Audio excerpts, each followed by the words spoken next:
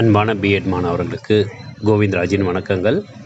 Tamil Nadu teachers education யூனிவர்சிட்டியில் BEd second year படிக்கக்கூடிய மாணவர்களுக்கு ப்ராக்டிகல் எக்ஸாமினேஷன் செகண்ட் இயரில் கண்டக்ட் பண்ணுவாங்க. அதில் ஒரு ரெக்கார்டு வந்து சைக்காலஜி ப்ராக்டிக்கல் ரெக்கார்டு. இந்த ரெக்கார்டை நம்ம ஏற்கனவே சைக்காலஜிக்கல் எக்ஸ்பெரிமெண்ட்ஸை முந்தின வீடியோவில் பார்த்துருக்கோம். அதை பற்றின லிங்க் வந்து நான் டிஸ்கிரிப்ஷனில் போடுறேன். இப்போ வந்து சைக்காலஜிக்கல் டெஸ்ட்டை பற்றின டீட்டெயில்ஸ் தான் நம்ம பார்க்க போகிறோம். ஃபார்மேட்டு காலேஜ் மாறுபட்டாலும் ஒரு ஸ்டாண்டர்டான ஃபார்மேட் வந்து test number and date, aim, materials required, procedure, scoring, interpretation, ரிசல்ட்டுன்னு வரும். இது வந்து ரைட் ஹேண்ட் சைடில்.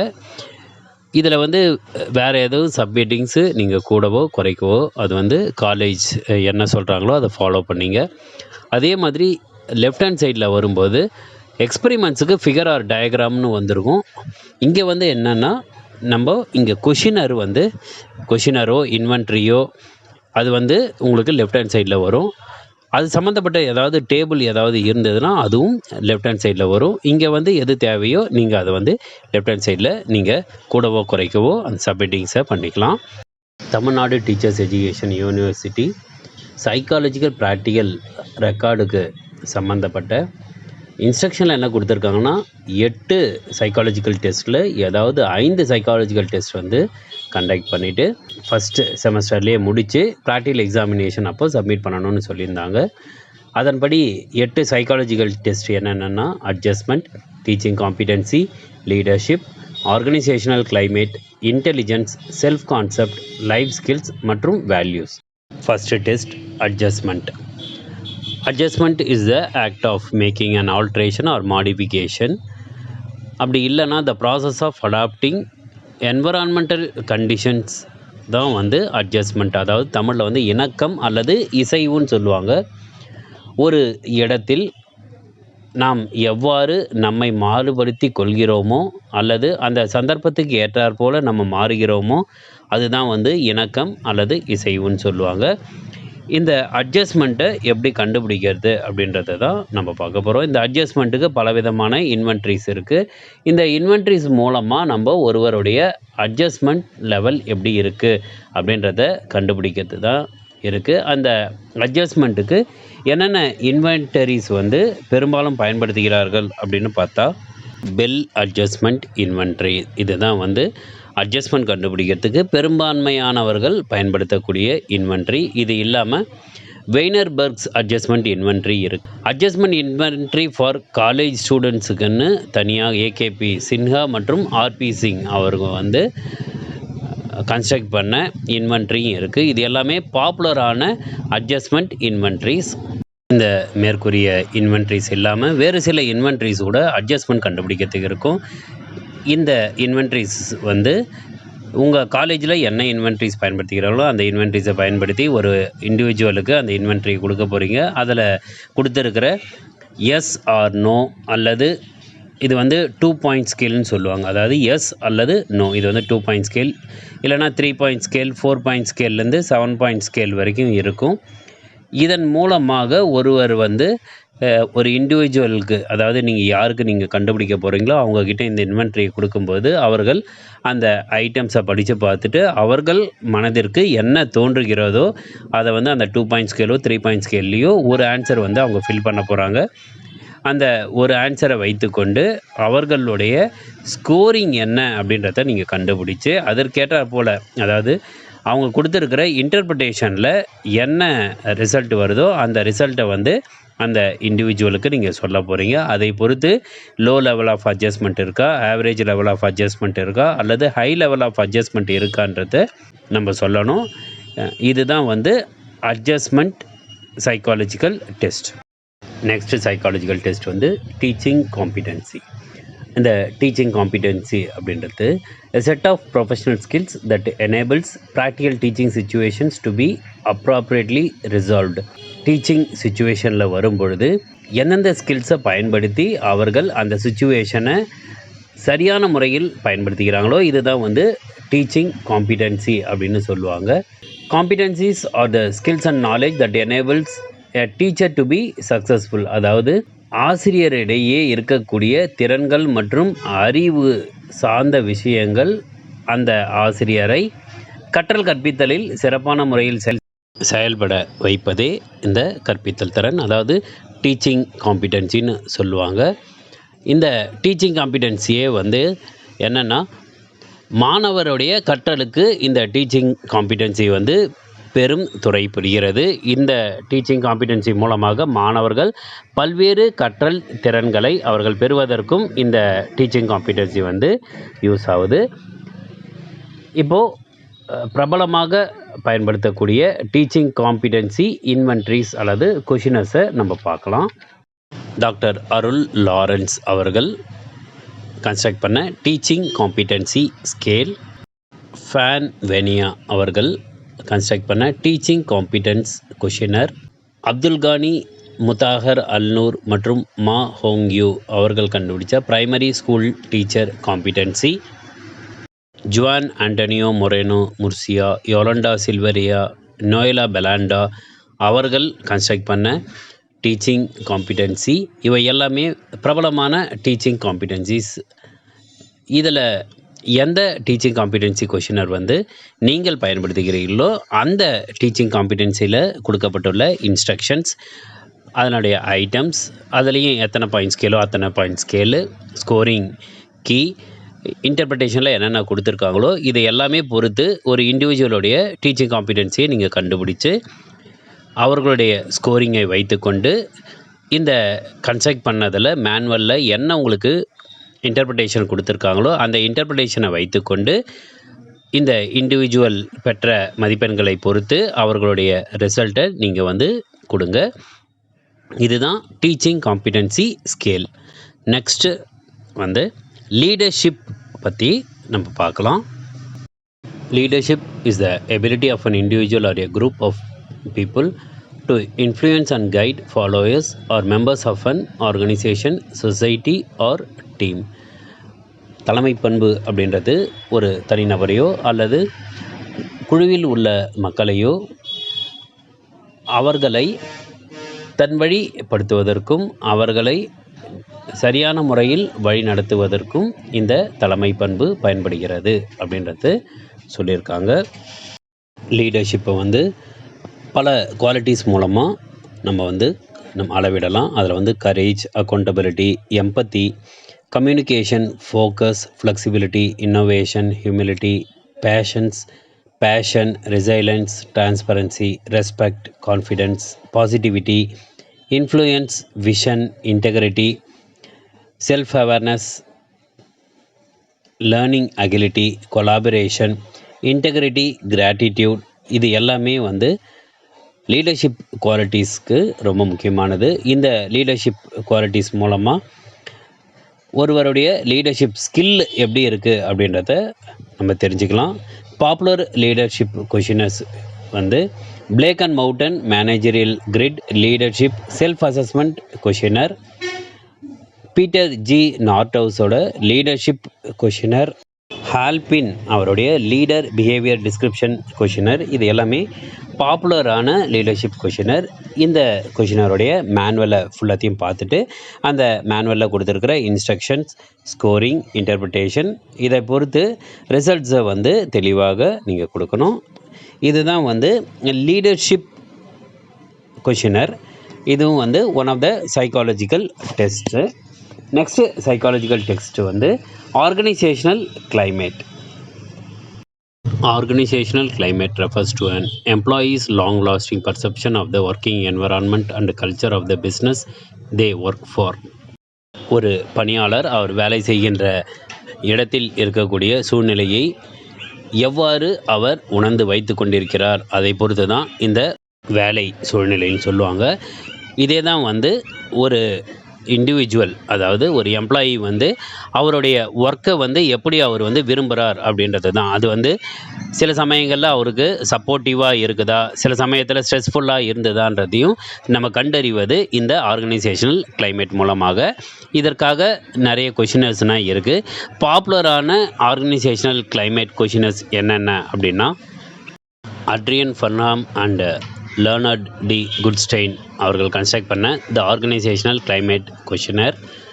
அதே மாதிரி டெசி கோனல் அண்ட் ரயன் அவர்கள் கன்ஸ்ட்ரக்ட் பண்ண work climate survey, Rensis Likert அவர்கள் கன்ஸ்ட்ரக்ட் பண்ண organisational climate questionnaire, Malcolm G Patterson et al அவர்கள் கன்ஸ்ட்ரக்ட் பண்ண ஆர்கனைசேஷனல் கிளைமேட். இவை எல்லாமே பாப்புலரான ஆர்கனைசேஷனல் கிளைமேட் கொஷினர்ஸ். இந்த கொஷினர்ஸ் மூலமாக எந்த இண்டிவிஜுவல், அதாவது ஒர்க் பண்ணுறவங்களுக்கு நீங்கள் அதில் இருக்கிற ஐட்டம்ஸை அவங்க வந்து படித்து பார்த்து அவங்களுக்கு என்ன தோணுதோ அது கேட்டார் போல் அவர்களுடைய ரெஸ்பான்ஸ் கொடுத்ததுக்கப்புறம் மேனுவலில் கொடுத்துருக்கிற ஸ்கோரிங் மூலமாக அவங்களுக்கு ஸ்கோரிங் செய்து இன்டர்பிரிட்டேஷனில் நீங்கள் அந்த மேனுவலில் கொடுத்ததை பார்த்துட்டு அவர்களுடைய ஸ்கோரிங் வைத்துக்கொண்டு ரிசல்ட்ஸை நீங்கள் சொல்லணும். இதுதான் வந்து ஆர்கனைசேஷனல் கிளைமேட். நெக்ஸ்ட்டு நம்ம பார்க்க போகிறது intelligence. Intelligence is the ability to understand, learn and think. நுண்ணறிவு என்பது புரிந்து கொள்ளும், கற்றறியும் மற்றும் சிந்திக்கும் திறனுடைய செயலாகும். இதே வந்து அறிவாற்றல்னு சொல்லுவாங்க, சிந்தனை திறனும் இது வந்து சொல்லுவாங்க. இந்த இன்டெலிஜென்ஸையும் வந்து intelligence is the ability to learn from experience, adapt to new situations, understand and handle abstract concepts and use knowledge to manipulate one's environment. அதாவது நம் அனுபவங்கள் மூலமாக கற்றலும், புதிய இடங்களில் நம்மை தயார்படுத்தி கொள்ளுதலும், ஒரு கடினமான நேரங்களில் அதை புரிந்து கொண்டு அதை சரியான முறையில் நம்ம நடந்து கொள்வதும், இதுதான் வந்து நுண்ணறிவு அப்படின்னு சொல்லுவாங்க. இந்த நுண்ணறிவு வந்து பல்வேறு வகைப்படும். அதில் வந்து ஸ்பேஷியல் இன்டெலிஜென்ஸ், பாடிலி அதாவது kinesthetic intelligence, musical intelligence, linguistic intelligence, logical mathematical skills, interpersonal intelligence, intrapersonal intelligence, naturalistic இன்டெலிஜென்ஸ்னு பல்வேறு வகையான இன்டெலிஜென்ஸ் இருக்கிறது. இதில் வந்து பல்வேறு தியரிஸும் இன்டெலிஜென்ஸ்க்கு பல்வேறு சைக்காலஜிஸ்ட் வடிவமைச்சிருக்காங்க. இப்போது பாப்புலரான இன்டெலிஜென்ஸ் கொஷினரை நம்ம பார்க்கலாம். Rogers indicator of multiple intelligence questionnaire, Daniel Goleman's emotional intelligence questionnaire, Howard Gardner multiple intelligence survey for students questionnaire, Kirsi Tirri Petri Nokelainen multiple intelligence profiling questionnaire, Anna Carolina Juanchi et al அவர்கள் வடிவமைத்த emotional intelligence questionnaire. இவை எல்லாமே பாப்புலரான intelligence questionnaires. இந்த intelligence questionnaires மூலமாக intelligence மட்டும் கண்டுபிடிக்கிற மாதிரியோ, அப்படி இல்லைன்னா இன்டெலிஜென்ஸோட டைப்ஸ் ஏதாவது ஒன்றுத்தை நீங்கள் கண்டுபிடிக்கிற மாதிரியும் இருக்கும். ஏற்கனவே சொன்ன மாதிரி மேனுவலில் படித்து பார்த்துட்டு அந்த மேனுவலில் இருக்கிற ஸ்கோரிங்கும் இன்டர்பிரிட்டேஷனையும் கரெக்டாக வடிவமைத்து கொண்டு அதற்கேற்றாற்போல் நீங்கள் யாருக்கு கொடுக்குறீங்களோ அவங்களுக்கான ரிசல்ட்ஸில் வந்து தெளிவாக அவங்களுக்கு நீங்கள் கொடுங்க. இதுதான் வந்து இன்டெலிஜென்ஸ். நெக்ஸ்ட்டு நம்ம பார்க்க போகிறது செல்ஃப் கான்செப்ட், சுய கருத்து அல்லது தன் கருத்து. Self concept is our personal knowledge of who we are, encompassing all of our thoughts and feelings about ourselves physically, personally and socially. உடல், மனம், சமூகம் சார்ந்த செயல்களில் ஈடுபடும் போது தன் சிந்தனை மற்றும் உணர்ச்சிகளை ஒன்றிணைத்து அந்த சமயத்தில் நாம் யார் என்பதை நம் அறிவை மூலமாகவே நம்மை சிந்திக்க செயல்பட வைப்பது தான் இந்த செல்ஃப் கான்செப்ட் அல்லது சுய கருத்து என்று கூறுவார்கள். ரோஜர்ஸ் அவர்களின் கூற்றுப்படி செல்ஃப் கான்செப்ட் 3 உட்பிரிவுகளாக பிரிக்கப்பட்டுள்ளது. ஒன்று வந்து அவர் செல்ஃப், அதாவது செல்ஃப் இமேஜ், ஐடியல் செல்ஃப், அதாவது நாம் எவ்வாறு நினைக்க விரும்புகிறோமோ அதன் போல் இருப்பது. மூன்றாவது செல்ஃப் எஸ்டீம் அல்லது செல்ஃப் ஒர்த், அதாவது நாம் ஒவ்வொரு இடத்திலையும் நமக்கான வேல்யூ என்ன அப்படின்றது நம்மையே தெரிந்து கொள்ள வைப்பது இந்த செல்ஃப் எஸ்டீம். இதுதான் ரோஜர்ஸ் அவர்கள் வடிவமைத்த 3 விதமான செல்ஃப் கான்செப்டோட காம்போனன்ட்ஸ். இப்போது பாப்புலரான செல்ஃப் கான்செப்ட் கொஷினர்ஸ் என்னென்னு பார்க்கலாம். Raphson self concept questionnaire, Rajkumar Saraswat self-concept questionnaire, E. Gonal personal self-concept questionnaire, F. Garcia 5-factor self-concept questionnaires. இது எல்லாமே வந்து பாப்புலரான செல்ஃப்-கான்செப்ட் கொஷினர்ஸ். இந்த கொஷினர்ஸில் மேனுவல் படி என்ன இன்ஸ்ட்ரக்ஷன் கொடுத்துருக்காங்களோ அதை வந்து யாருக்கு நம்ம கண்டுபிடிக்க போகிறோமோ அவங்களுக்கு அந்த இன்ஸ்ட்ரக்ஷன் தெளிவாக கூறிவிட்டு அவர்களுக்கான அந்த கொஷினர் கொடுத்து இன்ஸ்ட்ரக்ஷனும் கொடுத்துட்டு அவர்கள் வந்து அந்த கொஷினரை படித்து பார்த்துட்டு அவங்களுடைய ரெஸ்பான்ஸ் கொடுத்ததுக்கப்புறம் மேனுவலில் கொடுத்துருக்கிற ஸ்கோரிங் பிரகாரமும் இன்டர்பிரிட்டேஷனும் அவர்களுக்கு தெளிவாக நம்ம பயன்படுத்தி அவர்களுக்கு ரிசல்ட்டை நம்ம சொல்லி அவர்களுடைய செல்ஃப் கான்செப்ட் எப்படி இருக்குன்றத நம்ம சொல்லலாம். இதுதான் வந்து செல்ஃப் கான்செப்ட். நெக்ஸ்ட் நம்ம பார்க்க போகிறது life skills. Life skills are a group of psychosocial competencies and interpersonal skills that help people make informed decisions, solve problems, think critically and creatively, communicate effectively, build healthy relationships, empathize with others, and cope up with and manage their healthy life. வாழ்க்கை திறன்கள் என்பது தகவல் அறிந்து முடிவுகளை எடுப்பது, பிரச்சனைகளை தீர்ப்பது, விமர்சன ரீதியாகவும் ஆக்கப்பூர்வமாக சிந்திக்கவும், மற்றவர்களுடன் சரியான முறையில் உரையாடவும், ஆரோக்கியமான உறவுகளை உருவாக்கவும், மற்றவர்களின் பச்சாதாபத்தை ஏற்படுத்தவும் மற்றும் வாழ்க்கையை சமாளிக்கவும், நிர்வகிக்கவும் உளவியல் திறன்கள் மற்றும் தனிப்பட்ட திறன்களின் கூட்டே வாழ்க்கை திறன்களாகும். பல்வேறு விதமான லைஃப் ஸ்கில்ஸில் focus and self control, perspective taking, communication, making connections, critical thinking, taking on challenges, self directed engaged learning இவை எல்லாமே லைஃப் ஸ்கில்ஸ் தான். இப்போது பாப்புலரான லைஃப் ஸ்கில்ஸ் கொஷினர்ஸ் என்னென்னு நம்ம பார்க்கலாம். பிரையோனி ஹோஸ்கின்ஸ் மற்றும் லியோன் லியூ அவர்கள் வடிவமைத்த மெஷரிங் லைஃப் ஸ்கில்ஸ் கொஷினர், ஓடியண்டால் எட் ஆல் மற்றும் பெனக் அண்ட் ஃபவுலர் அவர்கள் கன்ஸ்ட்ரக்ட் செய்த life skills questionnaire, doctor Fiona Kennedy மற்றும் டாக்டர் டேவிட் பியர்சன் அவர்கள் கன்ஸ்ட்ரக்ட் பண்ண லைஃப் ஸ்கில்ஸ் அசஸ்மெண்ட் ஸ்கேல் இவை எல்லாமே பாப்புலரான லைஃப் ஸ்கில்ஸ் கொஷினர்.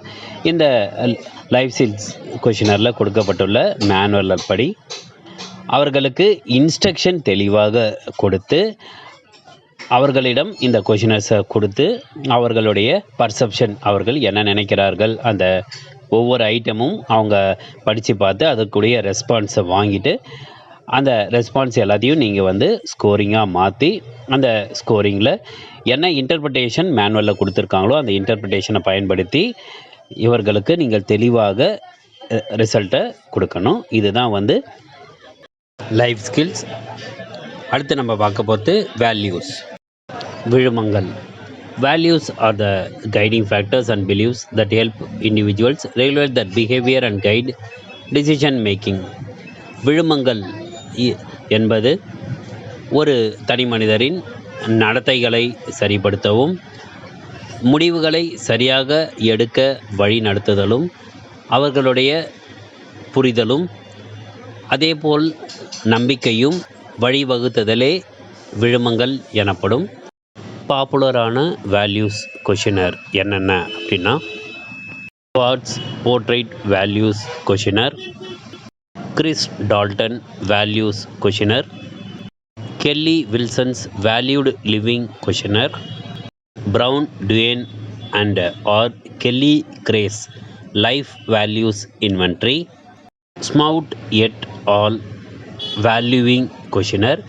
இந்த மாதிரி பல பாப்புலரான வேல்யூஸ் கொஷினர் இருக்குது. இதில் எந்த கொஷினர் வந்து நீங்கள் இண்டிவிஜுவலுக்கு அடாப்ட் பண்ணுறீங்களோ அந்த கொஷினருடைய மேனுவல் படி இன்ஸ்ட்ரக்ஷன்ஸ், ஸ்கோரிங், இன்டர்பிரிட்டேஷன் இவை எல்லாமே தெரிந்து கொண்டு இண்டிவிஜுவலுக்கு ப்ராப்பரான இன்ஸ்ட்ரக்ஷன் கொடுத்து அவங்களுக்கு கொஷினரில் அல்லது இன்வென்ட்ரியில் இருக்கிற ஐட்டம்ஸில் அவங்க படித்து பார்த்து அவங்களுடைய ரெஸ்பான்ஸை வைத்துக்கொண்டு ஸ்கோரிங் செய்து கொண்டு ஸ்கோரிங்க்கு ஏற்ற மாதிரி இன்டர்பிரிட்டேஷன் நம்ம கொடுக்கணும். இதுதான் வந்து values paper pencil test. Psychology practical ரெக்கார்டில் ஏற்கனவே சைக்காலஜி எக்ஸ்பெரிமெண்ட்ஸை பற்றி பார்த்தோம். இப்போ சைக்காலஜிக்கல் டெஸ்ட்டில் வந்து 8 சைக்காலஜிக்கல் டெஸ்ட்டை பார்த்தோம். Adjustment, teaching competency, leadership, organisational climate, intelligence, self concept, life skills மற்றும் வேல்யூஸ். இந்த 8 சைக்காலஜிக்கல் டெஸ்ட்டுக்கும் இண்டிவிஜுவலை உட்கார வைத்து அவங்களுக்கான ப்ராப்பர் இன்ஸ்ட்ரக்ஷன், அதுக்கப்புறம் அவங்களுக்கு பேப்பர் பென்சில் டெஸ்ட்டுக்கு ஏற்ற மாதிரி எந்த கொஷினரோ அந்த கொஷினர், அது கூட ஒரு பெண்ணும் கொடுத்து அவங்க படித்து பார்த்து அவங்க ரெஸ்பான்ஸ் எல்லாத்தையும் கலெக்ட் பண்ணி அது எல்லாமே ஸ்கோரிங்காக மாற்றி இன்டர்பிரிட்டேஷன் வந்து மேனுவலில் கொடுத்துருப்பாங்க. அந்த இன்டர்பிரிட்டேஷன் படி அவங்க எடுத்த ஸ்கோரிங்கில் பார்த்து அவங்களுக்கு நம்ம ரிசல்ட் சொல்லணும். இதுதான் வந்து paper pencil test, psychological test. So இந்த வீடியோலையும் இதுக்கு முன்னாடி இந்த வீடியோலையும் சைக்காலஜி ப்ராக்டிக்கல் ரெக்கார்டில் 5 சைக்காலஜிக்கல் எக்ஸ்பெரிமெண்ட் மற்றும் 5 சைக்காலஜிக்கல் டெஸ்ட் வந்து முடிக்க சொல்லி யூனிவர்சிட்டி பிஎட் ரெகுலேஷன்ஸ் அண்டு சிலபஸில் கொடுத்துருந்தாங்க. அதன்படி நீங்கள் எல்லோரும் இந்த சைக்காலஜி ப்ராக்டிக்கல் ரெக்கார்டை கரெக்டாக கம்ப்ளீட் பண்ணி உங்கள் ப்ராக்டிக்கல் எக்ஸாமினேஷனை சிறப்பாக நீங்கள் முடித்து நல்ல மதிப்பெண் பெற்று சிறந்த ஆசிரியர்களாக இந்த சமுதாயத்துக்கு வர வேண்டுமாய் உங்களை வாழ்த்துகிறேன். வாழ்க வளமுடன். நன்றி.